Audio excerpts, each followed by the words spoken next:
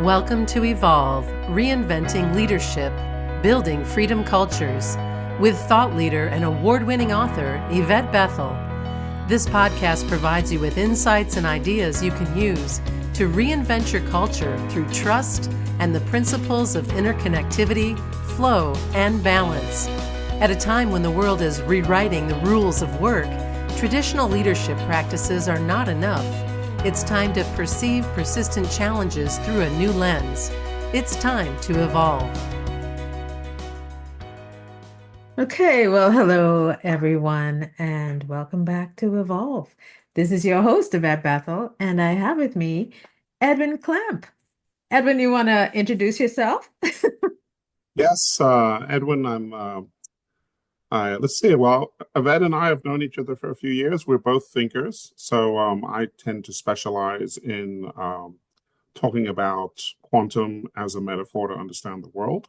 Mhm. But obviously, when you have something broad like that, I need to connect with people like you who can bring it down to earth and apply it in different fields. So that's where we've got our connection. Yes. I love talking to Edwin about quantum because a lot of the work that we do with ecosystems, it has a quantum component. And so that's why we're kind of interfacing and just having a conversation. This is a continuation of a conversation, and we'll have more of these conversations about interconnectivity, flow, and balance, aka ecosystem leadership. So with that, we'll just jump in. And what we're going to talk about today is change as a constant. And what that really means is ecosystems are living, they're alive, and they're moving, they're shifting, they're creating some kind of homeostasis all the time. And so, what as a leader, understanding how ecosystems work, it's really important to understand the micro and the macro changes that are happening from biotic and abiotic factors that are impacting the system from the inside and the outside of the organization. So, or family, or whatever group you're thinking about. The point of paying attention to all these changes is that if you don't pay attention to it, the ecosystem will shift itself and find its own homeostasis, and that can create a challenge, especially if it's creating a state of balance that is not aligned with the direction you want to take it in order to future-proof the organization in the event of, unexpected, unpredictable kinds of things happening. Looks like you want to say something, Edwin. Oh, no, I'm just reflecting on all the different things you're saying about I I think I guess what's really prominent in my mind right now is your model, like you said, the ecosystem model is a living model. I think you used the word breathing model, Mhm. and it's very dynamic. And I think what's very interesting as I reflect on how people view things in society and they, for example, view their organizations, there's this very strong bias in the way we think towards static things. We view an organization kind of, even though we acknowledge that it's got some dynamism, it's like we view it as a solid thing. Like, this is IBM, boom, this is the thing. And that bias is in fact a bias that is, in the negative sense of the word, it prejudices against seeing certain really important facets that are relevant to that actual dynamic reality of the organization. So uh, what I love about your model is it is shifting away from that static kind of concept to a dynamic concept. Right. And it allows us to talk about things that are relevant. Last week, we talked about the IFB model. And this week, we're talking more specifically about change as a constant. Okay. And in that sense, we hear change, dynamic, constant, static. So I feel like as we're talking about this topic, we're actually now talking about the reality of paradox within organizations Hmm. and how we can use these different ways of looking at it. We used the word lenses last week to really understand some of the relevant things, especially in a world now that is becoming more and more dynamic and faster. Hmm. And one of the things with change as a constant is you're always going to have layers and layers of change because you have people involved and the people are interacting with each other and those relationships are changing. Trust is shifting or not. And then competencies change or stay the same and they're not aligned with what's needed. So all these things are happening. It creates a whole ton of layers, and those layers contribute to tensions. And so the organization starts shifting to your point about it not being static. It's because it's moving, it's shifting in order to accommodate all of the things that are happening that really can't be controlled. These things, Right. someone could have conflict one day and then they stop talking to each other, but their work is interdependent. So now that becomes a problem. There's a tension now, not only interpersonally, but the work flow is now impacted as another layer. I don't know if it's secondary or where it would stand, but certainly um, it's never static, and it's time for us to shift our thinking because Right. the traditional model treats it as a static, businesses as something static, and you have a what do you call it, a change initiative as if the change wasn't happening all along. Right. You know what I mean? It, And yes, I while do. and while there are some steps that need to be taken, and there are many, many different change models, but that have to do with making change happen in a project form. This is not that. This is Right. really now, how do you lead in a shifting, changing, self-modifying environment and without being oppressive, Right. guide it into a direction that it needs to be moved. Right.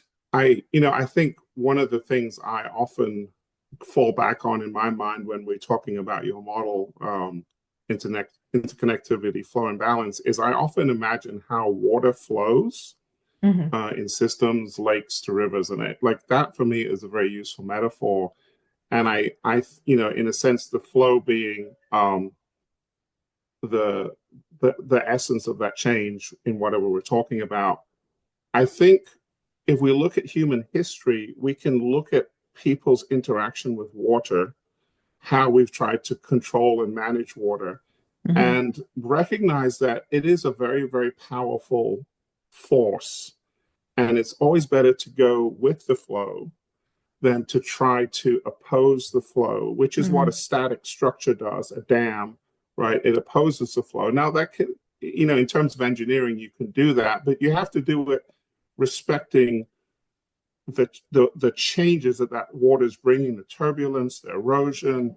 You can't ignore that. Otherwise, you end up having failed structures. And I think when we shift this into the organizations, I have seen over my lifetime a litany of organizations. They kind of they solidify. We can use the word ossify if we're making a Hmm. biological Yeah. link there, but they become very rigid and static, and they start to shift their nature into maintaining that bulwark, as it were, to strengthen the static formal nature of the organization.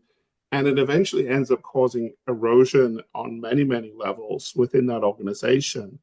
And eventually you'll have some kind of a precipitating crisis where that structure can collapse or fail or something, and then they have to kind of reinvent themselves. Hmm. So when you look at organizations over the long term, you just see the cycle of people taking a static approach and then reaping the rewards of trying to be static in a fluid environment, which every organization is so fluid. You brought up something very important in this whole thing with change as a constant, and it's structure. Um, One of the things that the model at the next level, when we take a look at the interconnected infrastructure, is that it takes into consideration how structures are designed and how they work. Because if you are trying to facilitate change as a constant and keep the ecosystem in a desired state of balance, not necessarily the state that it wants to be in, because it has its own mind. But if you want to use, and we do need to use structures because in the natural ecosystems, there's always structure. But if you make the structures too confining, too oppressive, too rigid, then it's going to interfere with your ability to move with the organization. So the key to change as a constant, one of the keys is to have structures that are solid enough yet flexible enough. And I think because of the way that schools, academia actually trains us to kind of build more bureaucratic, more Right, fixed structures, that doesn't work with change as a constant. right. And I think, again, going back to nature as a metaphor where we can derive some understanding, as as our civilization has engaged with nature and tried to overcome it. For example, we've invented airplanes to fly. Hmm. The engineers who are rooted in the facts of how things work, they know very well that they have to keep that tension that you talked about, flexibility versus rigidity. Okay, you Hmm. can't have a plane that's too flexible because then you have problems. But that plane also has to be able to take the stresses. And it's that flexibility in the wings, Right. for example, if it hits the air pocket, it can go woo. It's that flexibility that is, in fact, giving it strength and Yeah, allowing it to survive. that's So, right. like you said, when we have been we have been kind of taught to build these rigid systems Hmm. because that's kind of implicit in our worldview, which we could talk about in more detail. But we have literally been socialized into saying we're going to build rigid things, we're going to build rigid things. Okay. And we haven't evolved our thinking yet to we're going to build flexible things, or at least I don't think we've done that formally. The market has happened. We see a lot of flexibility in the gig economy, et cetera, et cetera, that is allowing people to be more flexible. But in terms of formal management, organizational theory, we continue to just have that bias towards the static and the rigid. I think one of the ways that the world has is trying to get to enough flexibility or give is through agile kinds of pursuits. And they call it agile, but you really need flexibility for agile to work in whichever Mm-hmm. form that you try to create it in. But I see that there's a shift. It's not called flexibility, it's called something else, but there's a component of flexibility built in. But I think flexibility is important enough that it can be a separate topic, a separate focus, so that when working with a living system, as with any living being, you need to be flexible because people have their strengths, they have their weaknesses, so do Right, systems. right, right. I think we need to recognize that ratio between rigidity and flexibility. That is something that changes Right. over time. In in my lifetime, we have definitely seen that ratio going from rigidity, kind of as an artifact of how things used to be, very formal, Hmm. and we're seeing that ratio change towards flexibility. In fact, driven probably by the market, saying that there is actual benefit to being a leaner, more flexible organization, etc., adopting this mindset. So it's almost like market driven change. But now we're in this time where Hmm. the most important attribute of these systems we build is actual flexibility now. Like Hmm.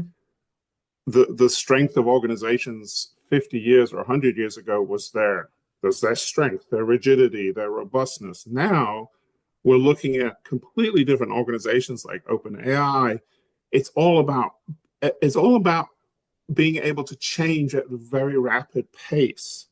And I think, when people go from this way of thinking statically, the first step is to go to a flexible way of thinking.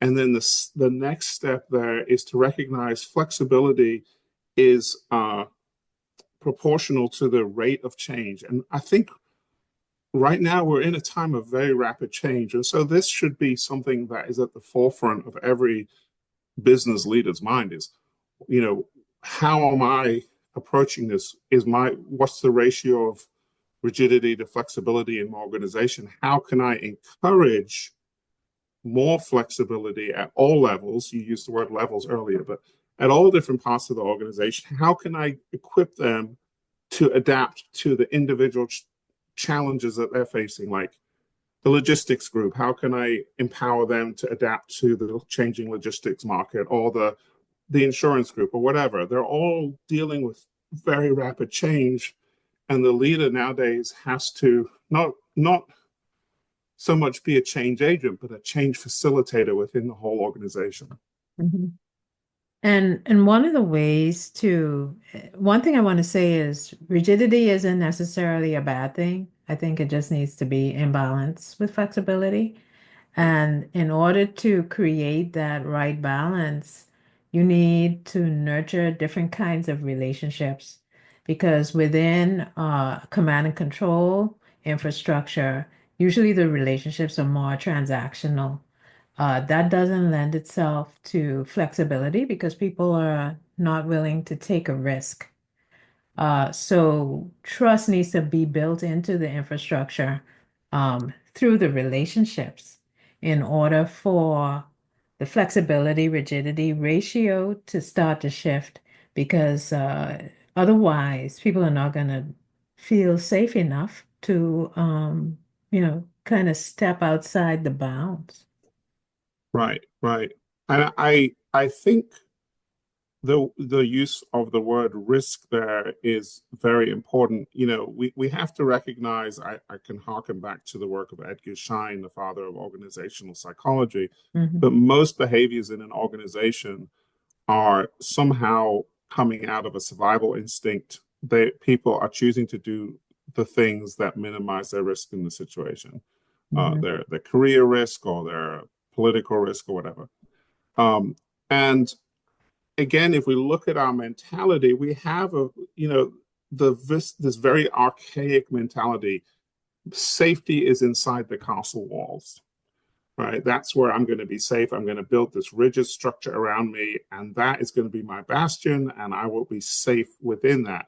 mhm, I think we can look, if we take this martial metaphor, we look at the evolution of warfare. It has been away from the rigidity, okay? And even in a modern context, for example, our most rigid and robust warfighting machine, the tank, which has got huge amounts of steel, they're being taken out by these very flexible, mhm, dynamic little drones that are that mhm, are so the threat to the rigid system by the agile, flexible systems is very, very substantial. mhm, And yet, people instinctually want to run back into that castle, not knowing that that actually is the wrong thing to do. Okay, you got to you have to adapt.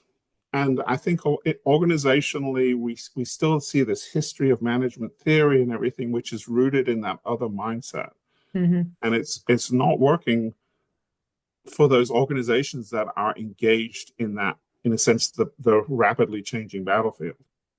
I think the key to this is, and I think we spoke about it last time, is making sure that the change is not a superficial one. It's a change that actually creates flexibility and the right balance between flexibility and rigidity. Because if there's a superficial change to make it look like, okay, now we're flexible, uh, first of all, that's a whole mindset, heart set, headset, Right. whatever kind of shift Mm-hmm. that's quite deep. But Mm-hmm. sometimes organizations say, okay, we did it, and then the change fails because Right. Yeah, go ahead. Yeah, so I think about how we as human beings manage change physically. Hmm. And certainly, we're cerebral creatures. Certainly, there is a role for our cerebral mind to help us adapt to change. Like maybe we need to start going to the gym or doing something like this. So there is some kind of central command and control piece of our adaptation to change. Hmm. But there is a lot of our change mechanisms that are not centrally controlled. So, for example, if we're going to the gym and we're trying to change our muscle to grow it, or we're running and our bones have to be strengthened, those little osteocytes, those little bone cells, they are they're sitting there. They've got one task, and that is to sense the stresses in the organization and uh, to make microscopic changes to the structure of your Hmm. bones. Right? They call it bone remodeling, but you've actually got these little cells that are continually tinkering with your bone structures to optimize it for the stresses that you're experiencing. And so I think while there is a role for leadership to kind of play that rational mind that says, okay, we're going to look out for the overall health of the organization, they also have to be facilitating those individual players making micro changes to the Yes, stresses of their roles, yes. right? So it's not one or the other; it's the ratio. Okay, and But that can change depending on what kind of an organization it is, what's happening in the world. Very, very dynamic. yeah, I think you hit the head on the nail on the head, not the head on the nail. But but certainly trust again is the high quality connective factor that helps with Right. what you're talking about because it's not a centralized, you can't fix a centralized controlling system with a centralized solution. It has, you Right. have to decentralize it and break it up a bit so that people have the freedom to connect more deeply. Otherwise, Hmm. you're just repeating what you've done and going back into the same pattern. Hmm. So I think it always is going to come back to real relationships and trust. Right. In families, it'll look like love. Hmm. At Right. work, Right. it'll be more trust-based. It's, I don't think a lot of people trust each other, love each other at work. Some do, Right. Right. but Um, it's not the norm. right. And I do think, when we look at this from the organizational psychology point of view, you get, like I said just now, the the the behavior of most people is so in some way is driven by Mm, fear or um, wanting to remain safe. I mean, right, they're right. making decisions coming out of that deep emotional space, and often they're not Yeah. even aware of it. Um, but to shift the narrative towards we're going to go away from these little castles and we're going to become more dynamic, you have to compensate for the loss of safety by an increase in trust, in Mm-hmm. that my safety is no longer coming from the structure, it's coming from the relationships. And that's I think in terms of healthy relationships, that should be the way it is. Mm-hmm. It's coming from a trust that we're safe within the context of this relationship. Mm-hmm. So as we shift towards the more fluid and dynamic IFB kind of systems, there also has to just be that shift in trust to compensate for the perceived safety of the old systems. I mean, this is why people always say change is painful because they're giving something up. You need to give them something in return. I think, and this is a great segue into what are those competencies that we need now to really navigate change as a constant? Because these competencies are very different than the ones that apply to a more static approach to a more perceivably static organization. Right, It's right, only a perception because they are not right. static. But Yeah, now there's a need for attunement to the micro and macro changes that are happening sometimes simultaneously.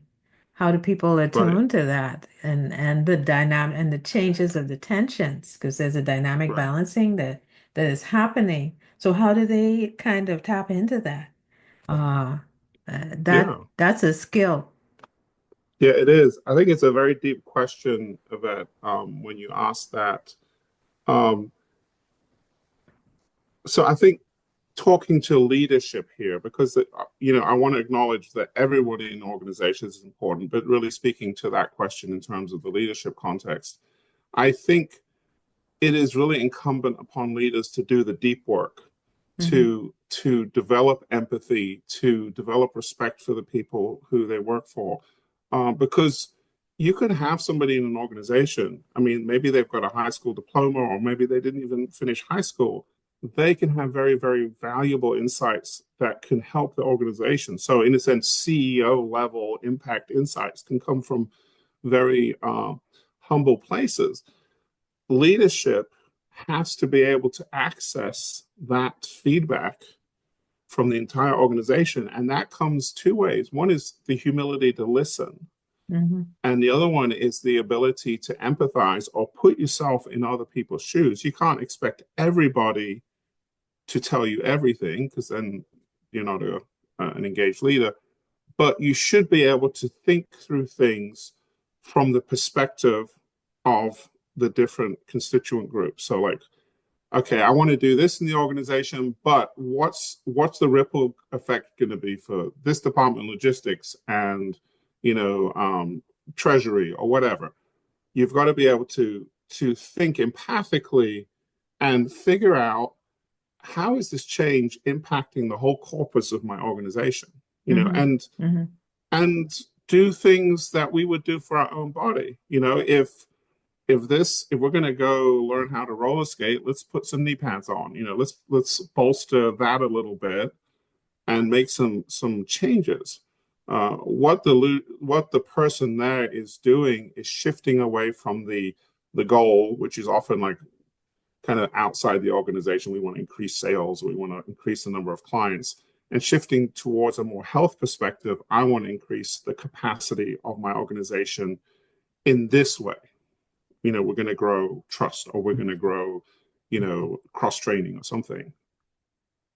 I've worked with many, many organizations with this kind of project where we're shifting the culture, we're shifting, how people think, how the leader thinks. And the first step is usually just to get some feedback from staff so Right, that, as well as management, so we get a 360 view. And I can tell right. you, one of the things that happens most of the time is that, and it's because they're people too, the leaders, because the business in many cases is an extension of them. It's their baby. They Mm-hmm. brought this thing to life. Mm-hmm. So if someone says, well, what if we do this or what if we do that? Some people take offense to that, or they become hurt by it because they feel that I've done so much for these people Mm-hmm. with da da da da da. And then that becomes an obstruction Right. because in reality, yes, jump in, make the changes, whatever. But then there's that human component where people get triggered very Mm-hmm. deeply, depending on how Yes. it's shared. Right. So in this process, it's important to build trust and to share that information in ways that it can be received. Right. Absolutely. Absolutely. And just giving them a report with everything listed in writing will just trigger them deeply. Yes. Right. And I think that's part of, there's a tension here, because the leader ultimately has to confront. I mean, their ultimate Themselves. responsibility is, yes, to confront themselves, and in order to kind of be able to adjudicate between um, the their responsibility to grow the organization or achieve whatever results they're trying to achieve, and the tendency of the people in the organization to hold back. There's some tension there, right? Hmm. And they Hmm. they have to push through that tension. So it can, in order to see the organization grow, for example, they have to challenge people um, and stuff like that. But the paradox there is to do that in a way that is healthy for the organization, they have to be willing to do it to themselves, to challenge themselves, to grow. And it's very, I mean, I was a CEO once, and I experienced exactly what you said. You have a sense of ownership in the company, and you're like, I have done so much for these people, and it hurts. It's painful. But at the end of the day, if you're going to be in that position, it is your responsibility to do that deep work and work through that place so that you can kind of go into the role of humble leadership. Um, Again, I think if we go back to the ecosystem model, the big lesson about ecosystems, I think, from the last 50 years is humility. We can't just go into an ecosystem and start changing and tearing everything up because we cause it to collapse. That's right. Um, you know, to come into an ecosystem, and this is actually happening now in business, like particularly, for example, the wind power industry. They're putting in wind farms, but they're doing it in a way that is very sensitive to the ecosystem, right? They're paying a lot of attention to the minuscule things, and they're willing to um, put the resources on the line for those little things because they know they're important. And the way that's benefited that industry is they have gained people's trust Mm. because they can now go into an area and develop a wind farm. And those people know by looking at what they've done elsewhere that they are actually good stewards of that ecosystem. Hmm. So even like from a very kind of linear mentality, we're like, I don't want to spend $1 million on, trying to protect this endangered toad. I just want to build a wind farm. What they're finding is by being sensitive to the ecosystem, adapting to change in their business, they're actually reaping rewards as being viewed in a more trusting way by people who are in that broader ecosystem. I think what's coming out clearer and clearer is trust building is one of those new skills that leaders need to be able to build, and not only in themselves, but to really open the space within the team so that people can start to trust and truly connect with each other, because it's actually Right, vital to the model operating with more flexibility. right, right. And that is a whole topic right Mm, there in mm, terms of mm. what does trust actually look like in terms of corporate behavior, vis-a-vis their employees or their suppliers, whatever. That is a whole huge topic. That's next, But it, then that's the next session. yes, We're just touching it as a segue, kind of into it. But but I yes. do want to reflect. If you actually look at the progression of management theory, there is this. They don't explicitly admit it, but there is this grudging sense of acceptance that we need to be more trusting. Like if you look at supply chain management theory, organizations started to realize that these suppliers, who are not their organization, they're a different organization, they're actually critical parts of their ecosystem, That's right. right? And as companies started to shift their thinking to say, we're not going to pull the Walmart on these people and just squeeze them for every dollar because that weakens us in the end. We lose Right. suppliers, we'll put them out Right. of business. In fact, our job as a higher order organism in the supply chain is to foster a healthy supply chain, and that makes us stronger. You know, so there is a market driven movement towards these trust structures and Hmm. mechanisms. It's just not explicitly talked about that way. The Yeah. market's telling us this is really important. So I think it's a very obvious truth. The interesting thing is, I think trust is seen as a soft skill. It's not something that people are comfortable talking about because maybe they've exhibited some untrustworthy behaviors that they don't want to come to the forefront or whatever. But in reality, trust is not, sellable, but it's vital to creating a flexible, agile infrastructure. That's right. Yes, absolutely. Um, I, yeah, I think trust is really like almost like a glue for a lot of this. It That's just right. when when people think, well, I can't conceive of something that's not rigidly structured. The difference there is that trust is implicit in that way that thing is held together. It's not something we can see. It's not something we can put in a organizational chart, but it's there. It's in the fabric of the organization, and That's it's a right. huge asset. I mean, it's like probably many organizations' biggest assets. And I think if we talk about organizations in a very dynamic world and how they can run into troubles adapting to change. When you see these organizations that have successfully pivoted from one thing to the next because their environment had changed, what do you see in those organizations? You see teams with high levels of trust. They are able to adapt to the change. It's because, again, change, especially nowadays, is constant. If you have an organization and you don't have this competency, at some point the change will be too great and your organization fails. Yeah, at some point, because you can have distrust, which is what a command and control model is. It's a model of distrust because you do it this way, and we're going to micromanage you into doing it this way because this is the Mm-hmm. only way we'll accept it. And so it's like not trusting that person's problem solving skills, solution orientation, whatever you want to call it. Right, That doesn't develop the innovation, the creativity that's actually needed in the system, in the ecosystem that needs to right, be agile or flexible. right. And I think what ends up happening as a leader, you have to have more of a pull type style of leadership as you progress to this more and more dynamic environment. You can't just say, do this because I say so. I mean, Mhm. that's a very antiquated way of thinking. You have to now think differently and say, I want to accomplish this.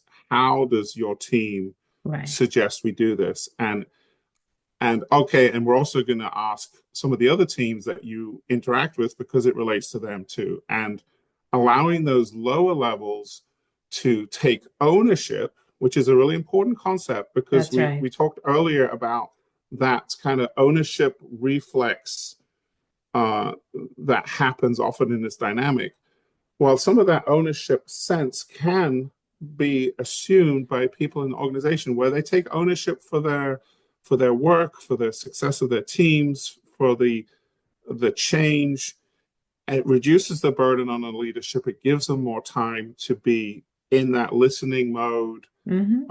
I have two children, and for those of you out there with children, that kind of shifting away from just kind of the reactionary parenting, no, yes, do this, to this kind of parent intentional parenting, we call it, where we are intentionally trying to facilitate an environment and facilitate feedback and learning in them. It's a kind of the same shift. It's not, I'm the boss, I'm going to run this show. It's like, I'm here to help you all have ownership of this. And I'm the eyes and the ears out there looking for the big stuff. And I'm trusting you guys to do the more uh, detailed work. Yeah, I think one of the things as you speak, it brings to mind the fact that a lot of executives or business owners, they work in the business more than they work on the business. And Mm-hmm. the invitation now is to make a shift from, just getting so embedded in the weeds that the business is kind of running itself because they're Mm-hmm. not spending enough time on the business. So what it's doing is it's balancing itself, finding its own homeostasis. So the invitation is to come up to the balance level so that you can see both, perspectives Hmm. and be more, what's a good word? Just decisive, more, oh, what's the word? Eh, I can't think of the word, but you have to be more focused and clear and Hmm. decisive about what it is that you want to do instead of it making, its own decision. Right, right. Um, I think as I contemplate this role of the leader, I think about biology, um, and there's this very interesting structure in cells called chaperones. Hmm. Okay, and they have a really important um, role because they are there to literally hold things together when things get out of that homeostasis. So, if things get too hot, they will actually come and wrap themselves around a protein and hold that protein together so it doesn't break apart. Uh, and so those are kind of change adaptation structures in our biology. And Hmm. I think it's somewhat the role of the emergent role of leaders in these dynamic environments. They are there to kind of manage this this change, the rate of change. In a sense, they have the overall, not to directly solve the problems that need to be solved, but to kind of looking over the organization and resourcing them to solve the problems. It's a kind of a flip of the whole organizational leadership mentality. And as we know, many people are still in this kind of big man model of leadership, antiquated way of thinking, which isn't very successful in dynamic environments. Yeah. I think we're gonna in our next episode, we're gonna talk about trust as a interconnective factor and all the other different types of connective factors that people use instead of trust. So we'll explore that in our next conversation. And for now, with that, I'd like to thank you, Edwin, Thank you, Yvette. It's great for talking to you again. yeah, these conversations are going deeper and deeper every time. Um, do you want to just share with everybody, where they can get in We're contact with you? Oh yeah, absolutely. Yes. So again, my name's Edwin Clamp. Very easy to find. You can email me at edwin@edwinclamp.com, or I'm on LinkedIn. Easy to find there. And to be honest, I'm very happy. Would love for people to reach out. I do think about these things very conceptually and theoretically, but ultimately the point of that is to find helpful applications for people. So if there's somebody out there who is dealing with complexity and change, and they're just kind of banging their head against the wall, I can help people like that navigate through, what do we need to look at this differently? How can we solve this problem? That's kind of what I do. So Great. Great answer. And thanks. and for me, I'm Yvette Bethel. I'm the host, and along with several other partners, we've developed an academy that's, solely dedicated to creating people who are more attuned to ecosystem leaders, and it's called the IFB Academy. And you can check it out at organizationalsoul.learnworlds with an S.com. I'll put it down in the content below.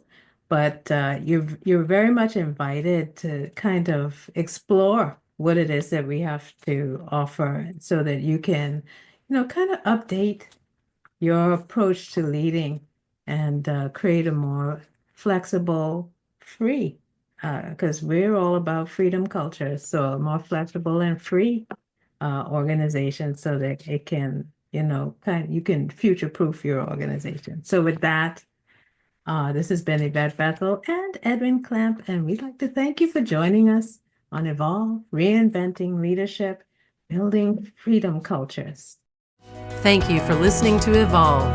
Reinventing Leadership, Building Freedom Cultures. Learn more about our proprietary trust, leadership, and culture courses and certifications at the IFB Academy. You can check them out at organizationalsoul.learnworlds.com.